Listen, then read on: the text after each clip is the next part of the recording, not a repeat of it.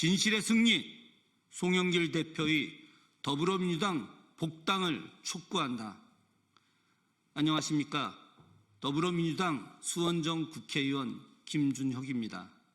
저는 오늘 지난 수년간 정치검찰의 가혹한 탄압과 조작 수사에 맞서 홀로 사투를 벌여온 송영길 전 더불어민주당 대표의 결백이 마침내 사법부의 판결로 증명됐음을 다시 한번 강조하며 송 대표의 더불어민주당 복당 처리를 신속히 해줄 것을 촉구하기 위해 이 자리에 섰습니다.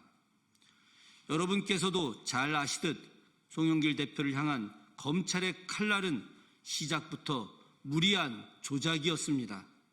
검찰 특수부는 지난 2021년 민주당 전당대회 당시 돈봉투 의혹을 빌미로 2023년부터 대대적인 수사를 시작했습니다.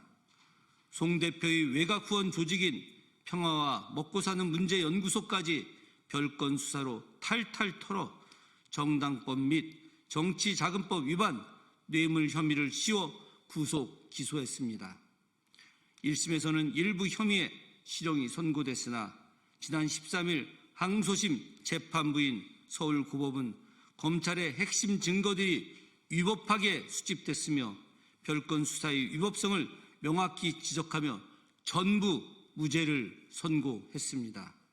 결국 이 사건은 실체 없는 의혹을 권력의 힘으로 가공한 정치적 사법살인의 시도였음이 만천하에 드러났습니다.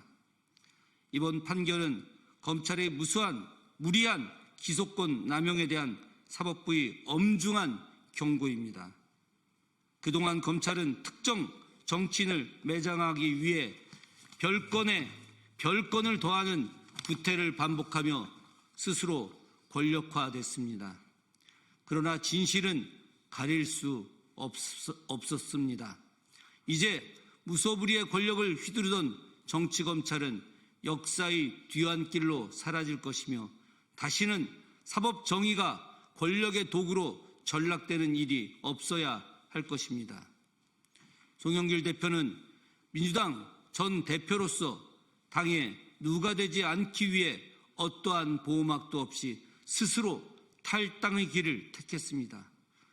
그는 구치소 안팎에서 무죄를 입증해 당당히 돌아가겠다라는 약속을 지키기 위해 홀로 싸웠고 결국 단 한 치의 오점 없는 결백을 증명해냈습니다. 당의 짐을 덜어주기 위해 자신을 희생했던 그의 결단은 민주당이 반드시 기억해야 할 정치적 자산입니다. 특히 송영길 대표는 이재명 대통령이 국회에 입성할 수 있도록 자신의 지역구를 기꺼이 내어주고 험지로 떠났던 인물입니다. 따라서 민주당은 이제 도의적 차원에서 송 대표의 복당을 즉각 처리해야 됩니다.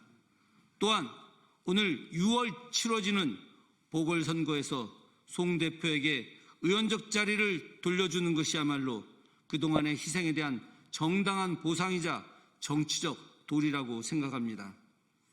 정청래 당대표는 송 대표의 무죄 판결 이후 검찰 독재의 조작 수사가 마침내 무너졌다라며 즉각적인 환영의 뜻을 전했고 박수현 수석 대변인 역시 송 전 대표의 헌신과 고통의 경의를 표하며 그의 복당 선언을 적극 환영한다고 공식 발표한 바 있습니다. 따라서 송 대표가 오는 20일 복당을 신청하는 즉시 신속하게 행정 처리를 완료해야 할 것입니다. 송영길 대표의 명예회복과 복권은 검찰과 개인의 싸움을 넘어 한국 정치사의 정의를 바로 세우는 일입니다. 당당한 복당과 지역구 복원을 통해 억울한 정치 탄압의 고리를 끊어내는 것은 민주당은 물론 인천 지역 주민과 우리 정치사에 길이 남을 정의로운 선례가 될 것입니다. 민주당 지도부는 그가 다시 민주주의를 위해 헌신할 수 있도록 정치적 마당을 신속하게 열어줄 것을 다시 한번 강력하게 촉구하는 바입니다. 2026년 2월 19일 더불어민주당 수원정 국회의원 김준혁. 감사합니다.